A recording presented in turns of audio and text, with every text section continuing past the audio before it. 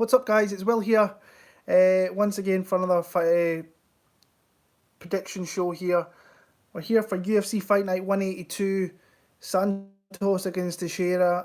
I can only say sorry for not having this out earlier in the week. I've had some pretty horrible health problems this week. I've been in hospital, I've been to doctors, I've been in a lot of pain, so I've not been in the best of ways. But I couldn't not put out some predictions, so I'm going to get through this as quick as I can. Just give you some of my thoughts on the fights there.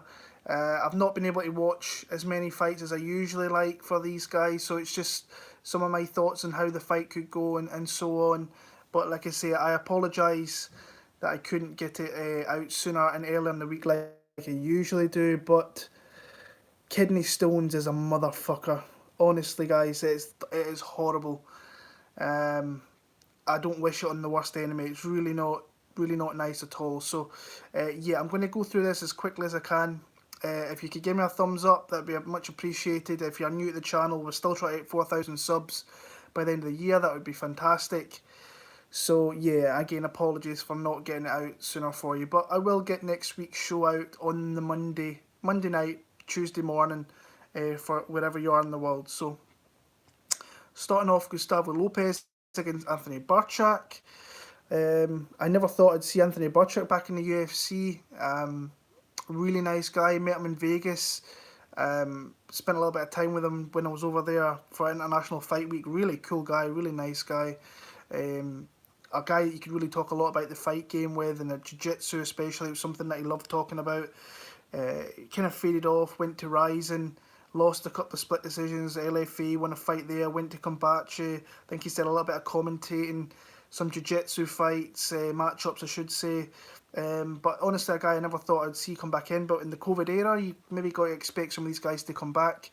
Lopez, to me, I thought he gave a spirit performance against Mirab. Managed to get back to his feet many times. Also managed to get taken down many times. But the guy's got a lot of fight, and I like that from him. And this fight here, I think it's going to be relatively close. Obviously, you've got Burchak coming in here short notice. You've got someone in Lopez who's had a full camp. So, yeah, kind of early kind of leans on that one was when I heard the fight. I was actually in the hospital when I heard about Burchak coming in here, and I was like, I did not expect that. But I'm going to edge Gustavo Lopez. I think he's got a little bit more power in his hands. I think he can let his shots go a little bit. So I'm going to take Gustavo Lopez in that one there. Max Griffin against Ramiz Brahimaj. I'm edging Max Griffin in this one here, but I think Ramiz has got a really legit chance of getting a submission. I think he has to do it in the first 7.5 minutes of the fight, because I think that Max is at this point a very well experienced guy within the UFC. A guy who fights hard, fights tough. He's not the easiest entrant in the UFC. Nothing really stands out in Max Griffin, but he's all around a fairly decent fighter. Brahimaj, he came in, he was supposed to fight before, and then he got pulled. I think it was a whole COVID thing that pulled him out there. Griffin's been kind of win and loss in the last kind of few years. Well, mostly losses, if I'm being honest with you, thinking off the top of my head there, with his only win probably in the last couple of years over Salim Mamadaev. Lost his last two fights, lost a close split to Alex Oliveira last time out. For me, I think the way I see it is Brahimaj has to catch an early submission. But I like Max Griffin to kind of use his experience more than anything, if I'm being honest with you. I think that it might be a little bit sketchy later on, but I think he will come into it later in the fight, and I think he'll do enough to win a couple of rounds in this spot. So I'm going to go Max Griffin in that one. Darren Elkins against Eduardo Garigori. Darren Elkins for me in this spot here. I think that he's... The thing with that, you can't really put money on him, I don't think, because he's so hittable and you can bust him up pretty easily. The guy takes a great shot still, but he is very hittable. But he is very game, very durable, very gritty. Coming off that loss to Landwehr, I thought he gave a good account of himself in that fight. Took a lot of heavy blows in that one, came through it with a slight loss. but gave a good account of himself. Then you've got Ramos, who stopped Gary Gorey in the first round there. Got that rear naked choke, and when Ramos gets you to the ground, he's a very hard guy to go for because he is very, very talented down there. Was supposed to fight Mirsad Bektic. I think when you look at that fight now, he probably had a good chance of beating Mirsad Bektic, in my opinion. So, but Elkins, to me, I still think he's got enough in him to win rounds here and grind it out. Well, I'm not sure that Gary Gorey can really kind of keep up with that. So, I'm going to take. Sorry, I'm forgetting, guys. Here, my head's out of it. Darren Elkins for the win there. Marcos Rogerio de Lima against Alexander Romanov. This was a fight that got made a while back and then got postponed, and at the point of that fight taking place, it was a pick'em, and now you're having to pay a heavy price to bet Alexander Romanov after he ran through Rocky Martinez. But I think this is a great style matchup for him. I think de Lima is an overblown heavyweight. I think 205 is the division if he was motivated and if he was disciplined. I don't think he's disciplined in that. Maybe he just doesn't want to cut the weight, which is fair enough, but he's a full 60 pounds heavier because he usually comes in around about the 265 limit. So he's a big guy. I think that he's going to stand in front of Romanov and he's just going to be a sitting duck for getting taken down. You've seen Romanov can go hard, throws a lot of funky strikes, very... like I say, he's different. He's a little bit different. He throws a lot of funny strikes, King Kong strikes from the bottom. He'll be pounding away, but he's got a good gas tank. He goes for it. A good scorer on DraftKings. I think everybody will be kind of playing him this week. De Lima, to me, if like I say, if Romanov decides to stand with him, that's his shot here. But for me, I'm going to take Alexander Romanov. I actually had him parlayed up with Jack Shore, and I was getting close to plus money. Jack Shore pulled out, so now my money's really all on Romanov here, so I'm going to take him in that spot there. Trevin Giles against Bevon Lewis is next up there. I am going with Bevon Lewis. I like the heavier hands, I like the more output that he's got, but this could end up being a very close fight. Where it could kind of go either way to me. I've been looking at this line and I watched a couple of fights earlier on, just when in between the football when it was on, and I was like trying to get a gauge on the fight there, and it's -110 a piece, so it's a pick 'em. People don't know which kind of sides to go on, and it's both guys that I've not really been too high on, if I'm being honest with you. Bevon Lewis has kind of completely went under the radar. There's no kind of social media posts. I've been looking around. Can't see anything, don't know whether he's at Jackson Winks anymore. So Trevin Giles, I mean, he's been around for a little bit now. He's kind of established himself as a kind of UFC kind of veteran, I suppose you could say, coming off that win over James Krause, which is a little bit sketchy because James Krause came in there and nearly got him out of there and fought very tough on like a day's notice. A couple of losses before that to Mearshart and Zach Cummins. Hard guy to kind of face as well. I just like the speed of Bevon Lewis on his hands. I think he's heavier handed. I think he's got more output. I think that maybe Giles will try to grapple him a little bit. Bevon Lewis has looked good in some spots, and then he throws away the fight, and you've seen that with Uriah Hall, where he was up pretty convincingly in that one there, and then got blasted out. Darren Stewart, I thought he looked okay in there, and then he beat Daquan Townsend, which is not really saying much. Everybody seems to beat Daquan, but I'm going to edge Bevon Lewis in this one here, guys. I'm sorry, but like I say, these fight predictions aren't great. I'm just trying to get them out. I'm trying to get a bit of content out. I couldn't not miss putting out fights for you guys, but I am really struggling. So, yeah, Giga Chikadze against Jamey Simmons. Weird fight. Giga Chikadze definitely deserves a better opponent after his win over Omar Morales. I thought I made a great bet in that fight when he faced Morales. I think I got plus 140 or plus 150. Looked good. I think this spot here, just been watching a couple of fights of Simmons, he's not got a hell of a lot in the feet. He's very small. He's going to be a grappler. He's going to look to take this fight to the ground, and I just don't think that he's going to get it there that often, if at all. And I think this is going to be Giga's entry into getting a finish in the UFC here. So I'm going to take Giga Chikadze, just too technical, too powerful, and that the strikes will land when Simmons realises he can't get this fight to the ground. So Giga for the win there. Claudia Gadelha against Yang Xioanan. earlier on in the week, probably towards the end of last week actually, I was really, really tempted in betting Yang Xioanan. And our line was really juicy. It's like -135, then -125, -120. And I went into it thinking, right, she's got a hell of a lot of output. She lands a lot of significant strikes. But there's definitely holes there that I think Gadelha could definitely capitalise on. And then I kind of watched a little bit more of this earlier on. I think I'm just going to completely pass on the fight because I was thinking about betting Yang Xioanan. The number was great.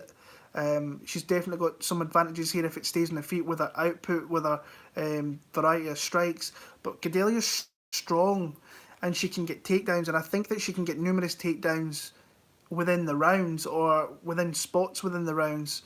I went back and watched the Angela Hill fights, the Kylan Curran fights, I think it was, and both those girls got her down. And that's not a great look. And Gadelha, to me, she's definitely the far better ground grappler than those two girls on paper. Better jiu-jitsu as well. Her striking, but in saying that, when she uses her grappling, it kind of tires her out a little bit. And it's a little bit worrying considering the age that she's at, and she's kind of struggling with paths to kind of victory. Like when she does that, she takes them down, she gasses out really badly, and she can get... she can lose the fight through a gas tank depleting. So this is a pass in my opinion, where I think the value might be a little bit on Gadelha.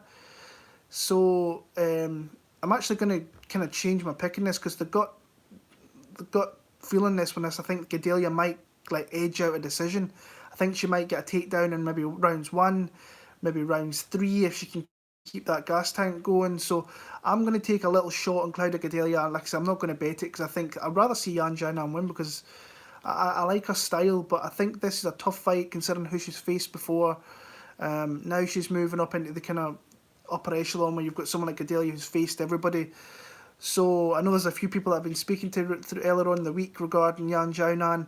I'm going to change my pick, but I think you can still bet that number in Xioanan if you got it there. For picks and predictions wise, I'm just going to take a shot on Gadelha and that one there. Ian Heinisch against Brendan Allen, another close fight there. Brendan Allen's a guy that he surprised me honestly in the UFC. I think he's been getting better every time he's been in there. Does make some mistakes, but he manages to find a way to kind of rectify that with his pressure. And his pressure leads to his opponents making mistakes. You've seen Kevin Holland make a mistake. You've seen Tom Breeze make mistakes. Who was the other guy that I remember that made mistakes? Kyle Dawkins. So his pressure leads into them taking the fight to the ground. And that's what...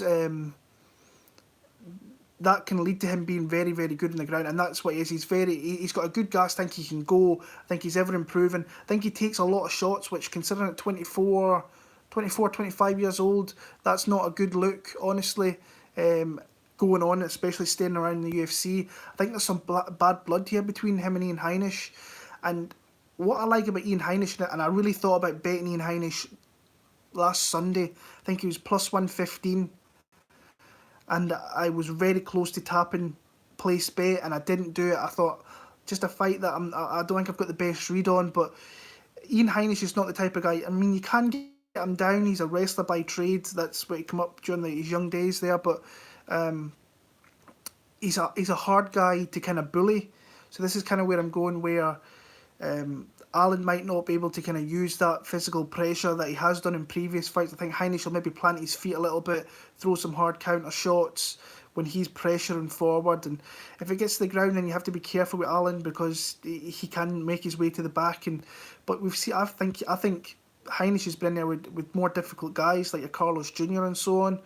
So I'm kind of leaning on the Ian Heinisch side on this one here. I know there's a lot of people betting Brendan Allen. You're getting a good number there, so... yeah, not a fight I'm interested in watching it, not one I'm really interested in betting. I'll leave it at pick'em and see where it lands here, but I'm going to go Ian Heinisch for the win in that one there. Raoni Barcelos against Khalid Taha. I like Barcelos in this one. Jack Shore was going to roll in this spot in my opinion. I was ready to lock in that. I already had Jack Shore with Alexander Romanov, and yeah, I thought Jack Shore was going to get him to the ground and get him out of there, and I think Raoni Barcelos is going to do that here. Really good boxer, Brazilian wrestler. I think he fought in the Brazilian wrestling team as well in tournaments and so on. Really good fight IQ, good ring IQ. Knows when to kind of switch up. He's did that in the third round of his last fight there. And he's just a really good, well-rounded fighter. And he's coming in here on short notice. You never like that, obviously. Taha, to me, he's got his opportunity if this stays in the feet and they're slinging bombs. I just think Barcelos, to me, has got too much experience and too high a fight IQ to really fall into the trap of Khalid Taha. So I'm going to take Barcelos. I actually still think he's playable as a parlay at minus 325, I think is what he is here in the UK. So I don't mind that at all. I'm going to take Barcelos a second round submission in that one there. Co-main event, Andrei Arlovski against Tanner Boser. I seem to have bet against Andrei Arlovski a couple of fights ago. I think it was Philippe Lins, which was just a bad bet on my part. And Andrei's just got that style now where he can plod his way to a decision win. His strikes are significant. He kind of gets you off kilter and can kind of dictate the fight, the pace of the fight. And that's something that Tanner Boser, I think in these last couple of fights, has shown. Especially in previous fights, he was kind of known as a decision fighter where he would kind of plod along, he would do the same thing. But then his last couple of fights, he's shown once he lets his hands go, he's got some speed, he's got some power, he's got some variations, he's got some decent footwork, he's got some decent angles that he throws at. And when I look at this fight here, I've seen a couple of people asking me about Arlovski, and I'm like, I don't really want to pick on Arlovski. Of course, it's heavyweight here, so he's got power, but it's been a while since he's knocked somebody out. To me, I like Bose. I think he can go hard for 50 minutes. I think he can dictate the pace. I think that he can frustrate Arlovski a little bit. I think he can be first to the punch and make Andrei maybe throw a little bit too much, and he can maybe get caught with a counter strike. This to me is set up for a Tanner Boser decision. I think he goes back to his old way of winning fights through leg kicks, maybe countering the shots that Arlovski throws. So I kind of like Tanner Boser. I don't like the straight money line, but I like him via decision. I'm probably going to be playing a couple of little fun kind of inside the distance parlays. There's one that I looked at earlier on with 3 or 4 fights. And I got some fairly decent money on that, but it's just a little couple of fun ones there. But I'm going to take Tanner Boser via decision. But it'll be interesting to see, because that'll be 3 fights in a row. If he wins that, he'll deserve a better calibre opposition than what he's faced. And the main event of the night, this is a really fun fight with a couple of fighters I really like to watch. You've got Thiago Santos against Glover Teixeira.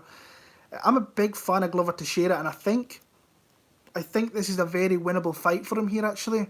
I think if he can initially avoid the power of Santos and work his way into the fight, kind of like what Anthony Smith did, where he started off very hot, he was hitting Glover and he was kind of breaking him a little bit, but he never broke all the way. And once Glover got his kind of foot into that fight there, he absolutely demolished Anthony Smith.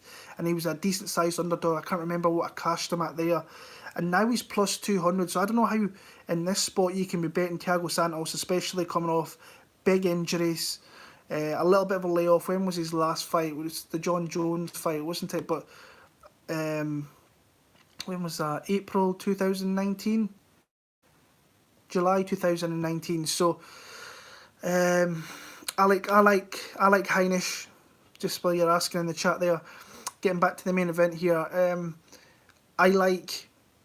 going to take a shot on Glover in this spot here. I think that if he can come through the first spot where he doesn't get hit with the power strikes, the big high kicks, just any kick actually from Thiago Santos, then I think that he can work his way into this fight. I think he can clinch up Santos. We've seen Santos taken down before, and we've not seen much of a ground game from Thiago Santos. And plus, we've seen him in spots where he's been submitted. I mean, this Eric Spicely one, I'm bringing that up, it's nearly 5 years, 4.5 years, which is a long time ago, so I'm sure he's made a lot of improvements there. But since then, he's really been a fun fighter with a lot of good wins. Hermansen, Anthony Smith, Kevin Holland, Manoa, Blachowicz. I mean, he's beaten the champion of the division that he fights in, so that's saying something. And he fought good against John Jones, but I think that's more on John Jones. He didn't really push himself in that fight, in my opinion, and made that fight closer than it needed to be. So, if if Santos can't get this fight done early, then I think Teixeira can work his way into the fight, kind of similar to the Anthony Smith fight, and that's the kind of lean I'm taking on it. I think I want to make a bet on Glover Teixeira. I mean, plus 200 I think is a decent number for taking a shot on a guy that has proven that he can come through some tough spots and work his way into the fight there. So actually, I'm going to take Glover Teixeira. Not that my best breakdown that I've ever did in my life of that one, but like I say, I'm struggling here, guys. I really am. I really do appreciate you guys sticking around with me for the 20 minutes. But my pick for the main event is going to be Glover Teixeira. I'm going to pick him via submission in round number 3 in that one there. So guys, that's my quick fire predictions for UFC Fight Night 182, I believe it is. UFC Fight Night 183 will be next week. I've actually watched some fights for that earlier today, and I'm going to watch some more over the next few days. Just again, sorry for not getting this out earlier, but if you missed the start of the video, I've had some health problems this week, and I've been in and out of hospital and on drips, and yeah, just it's not been a great week. So until next week, guys, thank you very much for the thumbs up. It's much appreciated. Thank you very much. All the best. I hope you cash your bets. Hope you do well in DraftKings. And enjoy the fights when they come around this weekend. All the very, very best.